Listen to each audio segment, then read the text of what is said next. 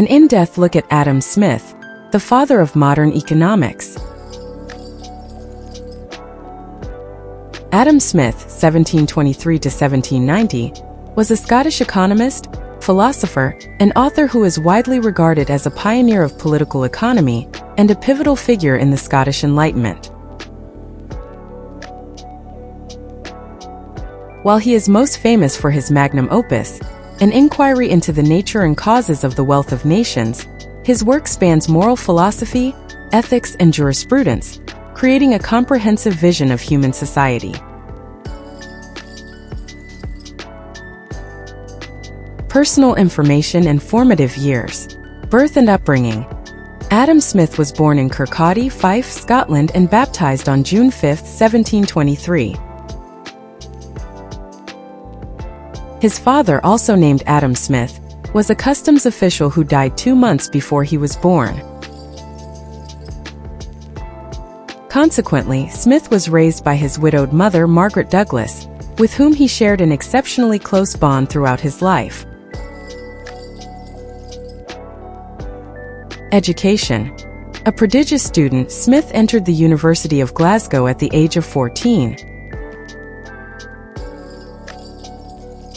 There, he studied moral philosophy under the influential Francis Hutcheson, whose emphasis on reason and free will profoundly shaped Smith's own thinking.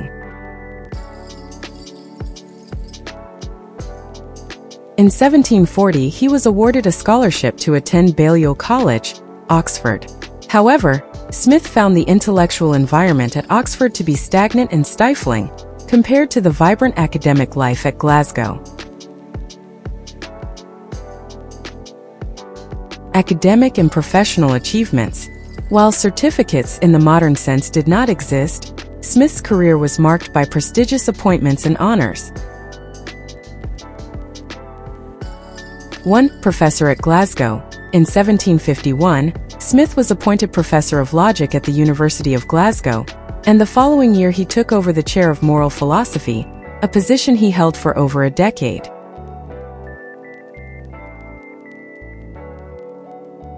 2. Lord Rector. In 1787, his academic peers bestowed upon him the high honor of being elected Lord Rector of the University of Glasgow. 3. Commissioner of Customs. In 1778, Smith was appointed Commissioner of Customs for Scotland, a practical and lucrative role that allowed him to apply his economic theories and observe the mechanics of trade and taxation firsthand until his death. 4. Fellow of the Royal Society. He was elected a Fellow of the Royal Society of London in 1773, recognizing his significant contributions to knowledge.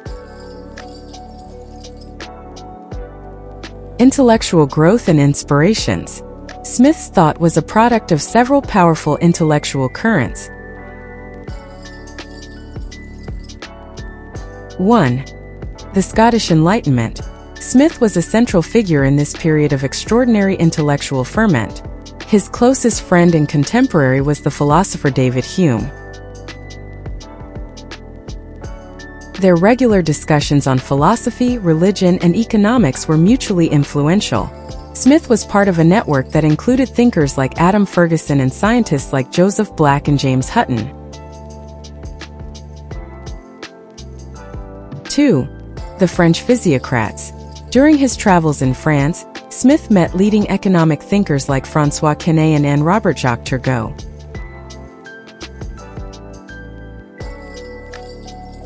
The physiocrats argued that wealth originated from agriculture and championed the principle of laissez-faire, let it be, advocating for minimal government interference in the economy. While Smith disagreed that only agriculture created value, he adopted and popularized the concept of laissez-faire. 3. Stoic philosophy. Ancient Stoic philosophers like Epictetus and Marcus Aurelius heavily influenced Smith's first major work, The Theory of Moral Sentiments. The Stoic emphasis on self-control, virtue, and living in accordance with nature is reflected in Smith's concept of the impartial spectator. Notable quotes: meaning and implication. Smith's writings are filled with powerful ideas, often distilled into memorable phrases. 1. It is not from the benevolence of the butcher, the brewer, or the baker that we expect our dinner, but from their regard to their own interest. Meaning and implication. This is the most succinct explanation of his theory of self-interest as the engine of the economy. He argues that the complex system of production and exchange that provisions society works not because people are altruistic, but because each individual pursues their own economic advantage. This pursuit inadvertently serves the needs of others. 2. The invisible hand. Meaning and implication. This is his most famous metaphor. Smith argued that when an individual pursues their own self-interest, they are led by an invisible hand to promote an end which was no part of his intention. That end is the prosperity and well-being of society as a whole. The invisible hand represents the unintended social benefits resulting from individual actions in a free market. It is the market's natural mechanism for allocating resources efficiently without central planning. 3. No society can surely be flourishing and happy, of which the far greater part of the members are poor and miserable. Meaning and implication. This quote reveals the crucial moral dimension of Smith's work. He was not an advocate for greed or unchecked capitalism that harms the poor. He believed that the ultimate goal and sign of a successful economy was the improvement of living standards for the general population, especially the working class. For Smith, economic growth was a moral imperative because it alleviated poverty. Other interests and passions.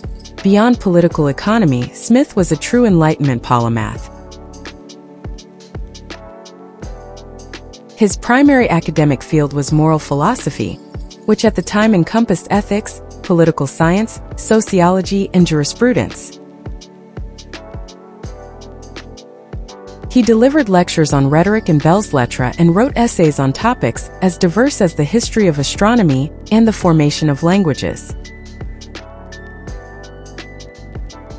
Social life, travels, and international influence.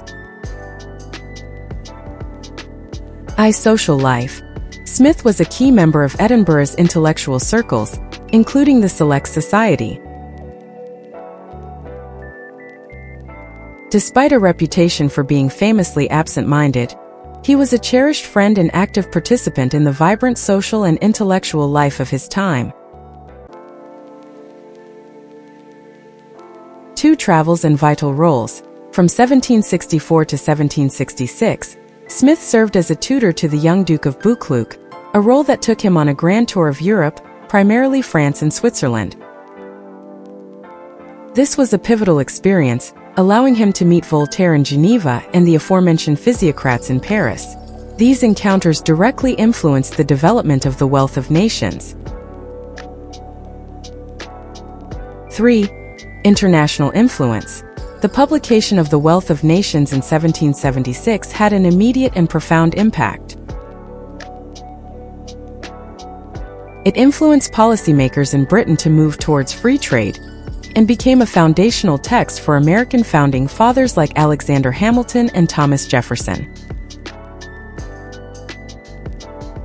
Over the centuries, it has been translated into countless languages, and remains the cornerstone of economic education and policy debates about capitalism and globalization worldwide. Family. Adam Smith never married and had no children.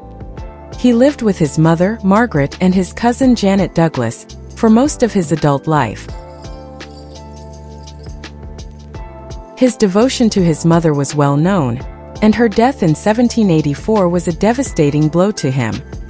His familial life was quiet and centered on this close-knit household. Theories and major contributions. Smith's two published books represent a unified philosophical system. 1. The Theory of Moral Sentiments, 1759. This was his first masterpiece and the work that established his reputation. Core theory. It explores how human beings develop moral judgments. Smith argues that our morality is not divinely given or based purely on reason, but grows out of our social nature. The key concept is sympathy, what we would now call empathy, our ability to imagine ourselves in another's position.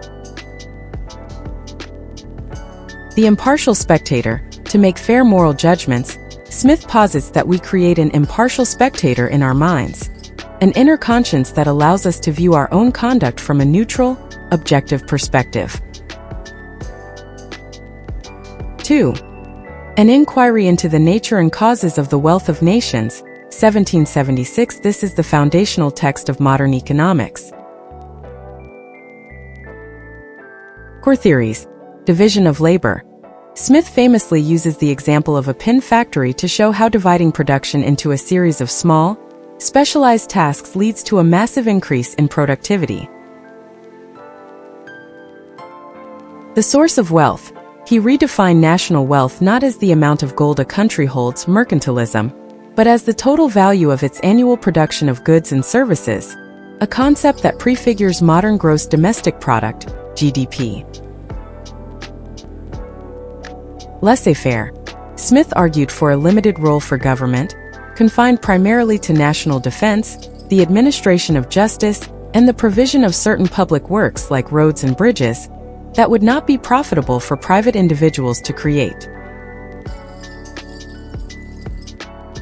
Influence on psychology.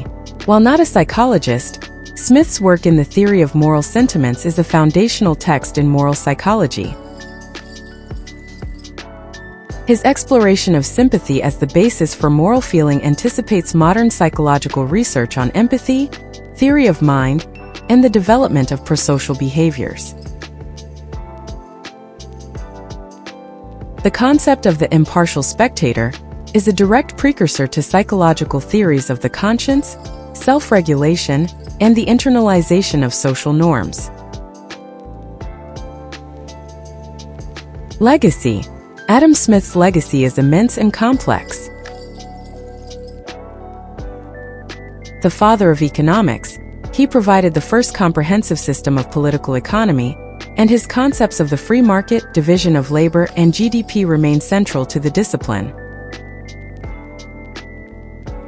2. The Adam Smith problem. For years, scholars debated whether the self-interested man of the Wealth of Nations was compatible with the sympathetic man of the Theory of Moral Sentiments. The modern consensus is that there is no contradiction. The two books explore different aspects of human nature in different contexts, the marketplace versus social life, and are part of a single coherent vision of a society where self-interest is tempered by moral sentiment. 3.